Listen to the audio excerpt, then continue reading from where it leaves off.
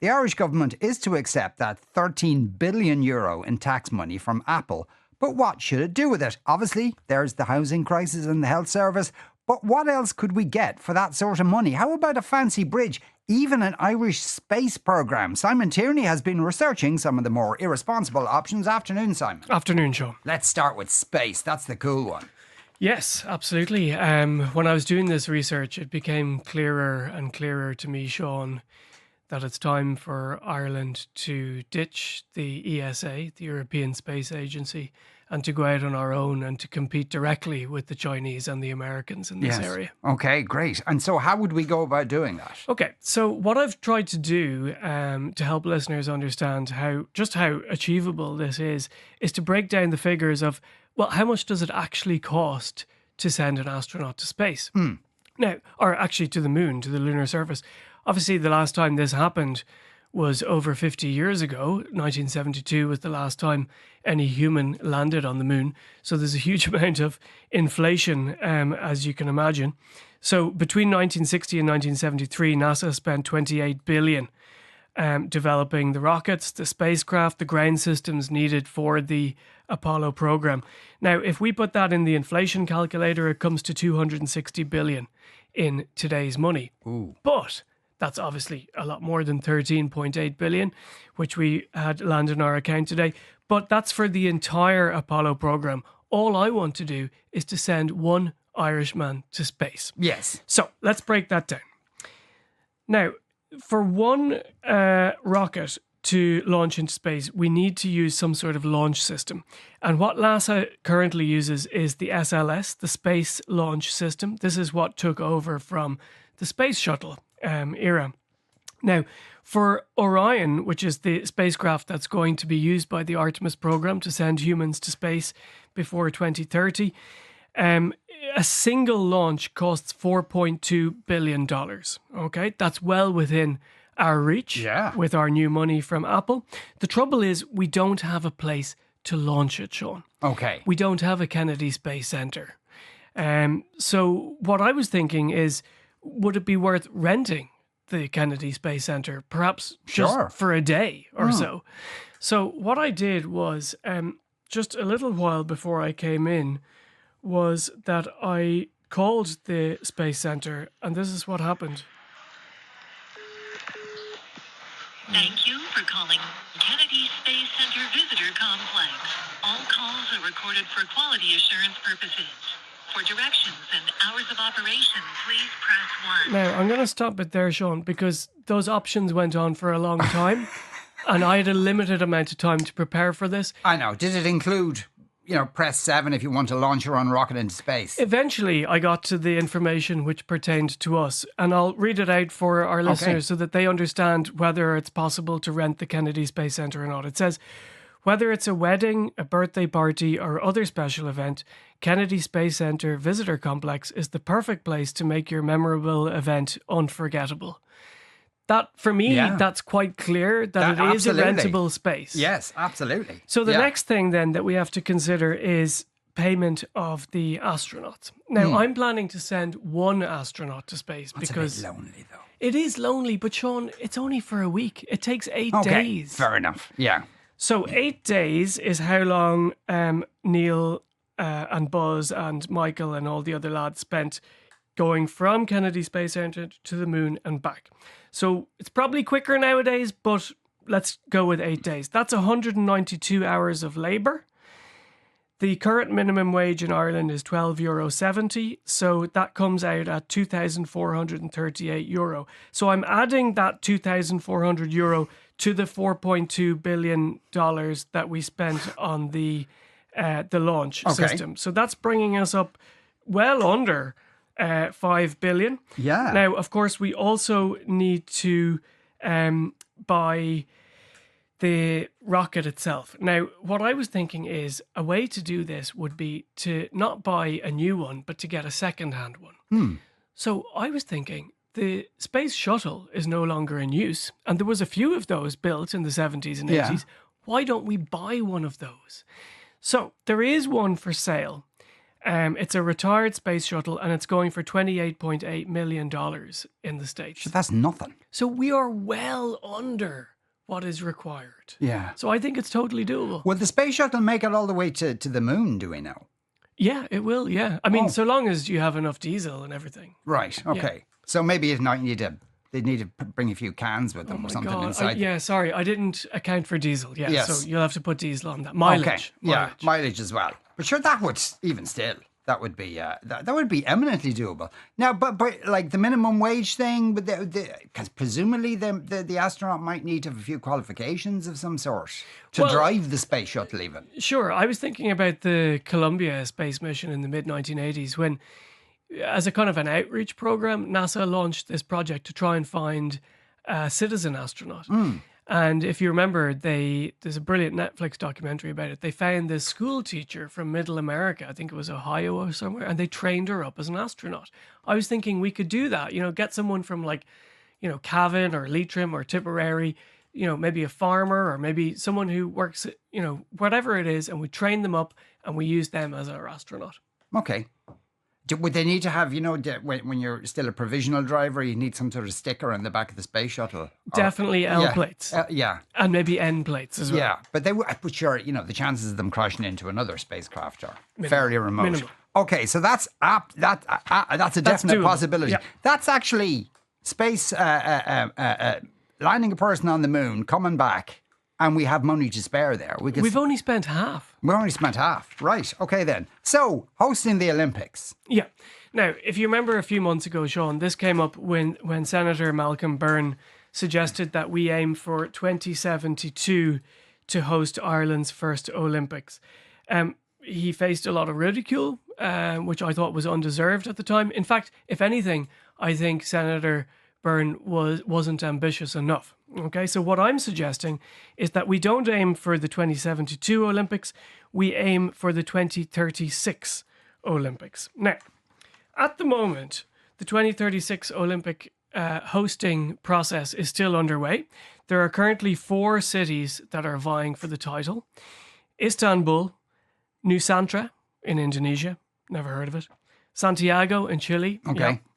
and Ahmedabad in India, never heard of it. Okay. Dublin, Ireland can also be part of that. And Now, all those places will be absolutely roasting. roasting hot. Yeah, after another 10 years of, climate change. Absolutely roasting. No one will want to go there. Exactly. And I was thinking, what people kept saying about Malcolm Byrne's thing is that we don't have the infrastructure. Paris spent 10 billion on hosting the Paris Olympics, but they already had everything in place.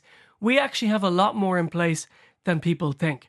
We can do our sailing on Dunleary, our triathlon in the Liffey. We can do our rowing down at Island Bridge. We have so many golf courses for the golf event. We can do our beach volleyball in Dollymount Strand. But then I was thinking, Sean, are we even being ambitious enough with hosting the Summer Olympics? And when I started to crunch the numbers and think about it more clearly, once the clouds of ambition cleared, I realised that what we should really be aiming for is hosting the Winter Olympics. Really? Do we have enough snow? Snowy mountains even for that kind of thing? The last Winter Olympics was in 2022 and it was hosted just outside Beijing in China. There was 0 real snow used in that. Yes, that's in true. fact, 100% of the snow used in the last Winter Olympics was artificial. Now, they spent 4 billion hosting that Olympics. Winter Olympics are generally much cheaper than a Summer Olympics. So what I'm thinking is that we could host it in Kerry, in the McGillicuddy Reeks.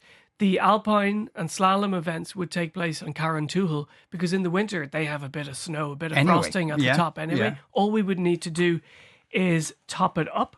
And then you're talking about $60 million is what the Chinese spent on snow machines at the Winter Olympics in 2022. Now, they also needed 49 million gallons of water to make that snow.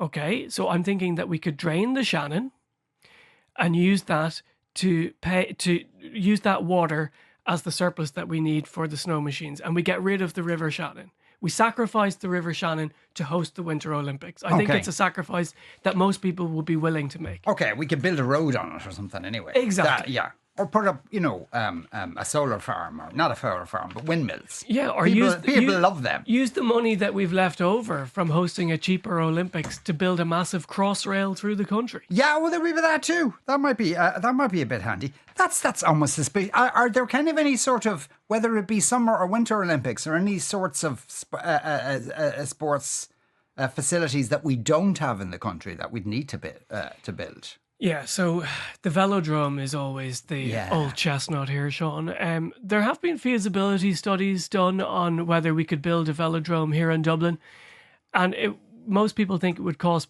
probably between $80 and $90 million. We've plenty for that. I don't see why it can't be done.